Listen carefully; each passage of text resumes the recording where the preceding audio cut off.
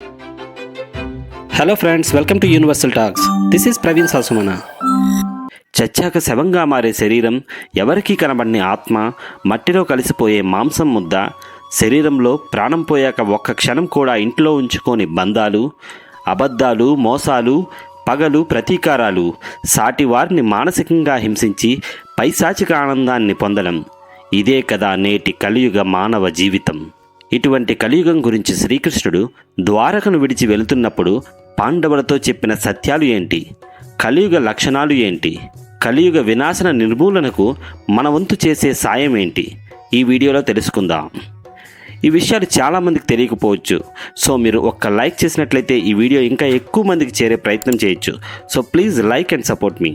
శ్రీకృష్ణుడు ద్వారకను విడిచి వెళుతున్నప్పుడు పాండవులు అందరూ కలిసి కలియుగం ఎలా ఉండబోతోంది అని వారి సందేహాన్ని శ్రీకృష్ణుడితో అడగగా, అప్పుడు శ్రీకృష్ణుడు సరే అని దగ్గరలో ఉన్న అరణ్యానికి వెళ్ళి 5 వైపులకు వెళ్ళండి, అక్కడ మీరు మొదట ఏం చూశారో నాకు వచ్చి చెప్పండి అని చెప్తాడు.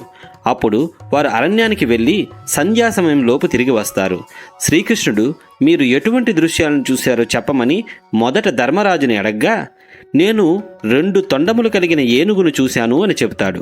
అప్పుడు శ్రీకృష్ణుడు కలియుగంలో మనుషులు 2 నాలుకల ధోరణిని ప్రవర్తిస్తారు.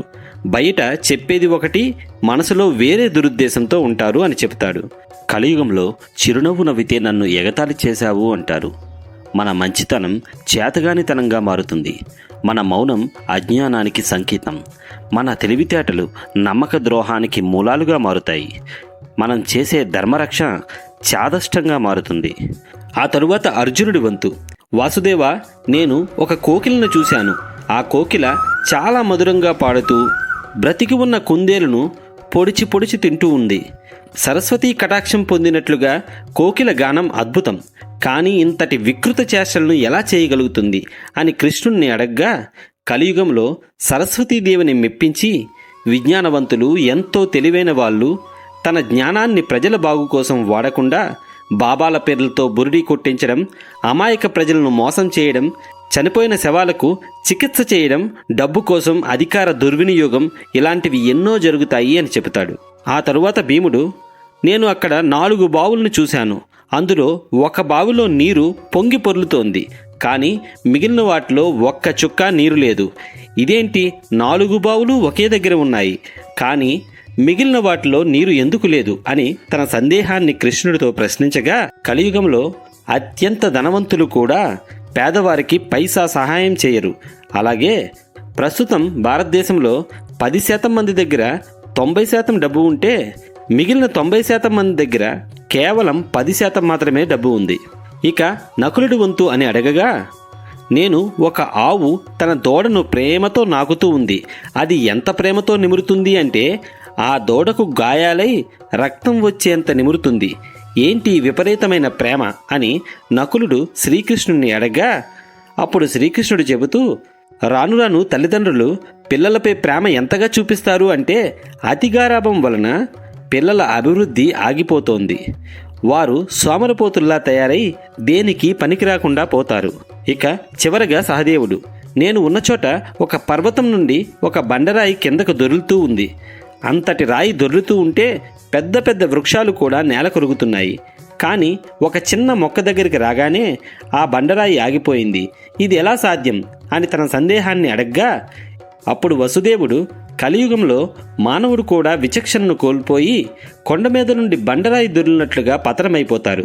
దానిని మహావృక్షాలు వంటి ధనబలం, రాజకీయ బలం ఇలాంటివేవీ ఆపలేవు. కానీ చిన్న మొక్క వంటి భగవంతుని నామస్మరణ మానవ వినాశనాన్ని ఆపుతుంది అని చెబుతారు. సృష్టికర్త అయిన బ్రహ్మ కాలచక్రాన్ని 4 యుగాలుగా విభజించగా, మొదటిది అయిన సత్యయుగంలో ధర్మం 4 పాదాలపై ఉండేది.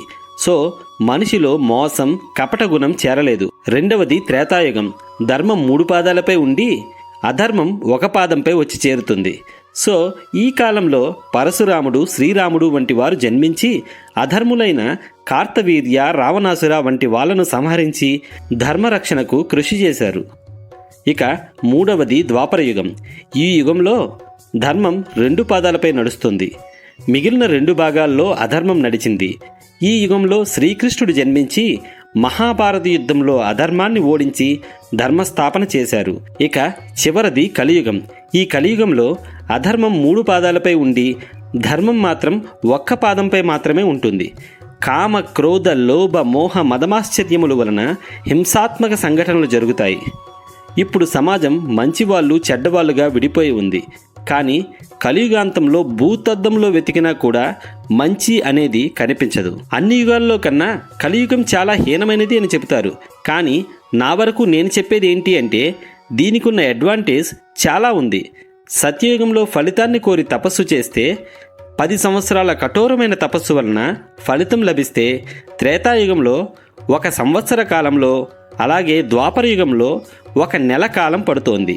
కానీ ఈ కలియుగంలో మాత్రం ఒకే ఒక్క రోజులో ఆ హరినామస్మరణతో పొందవచ్చు అని పురాణాల్లో ఉంది.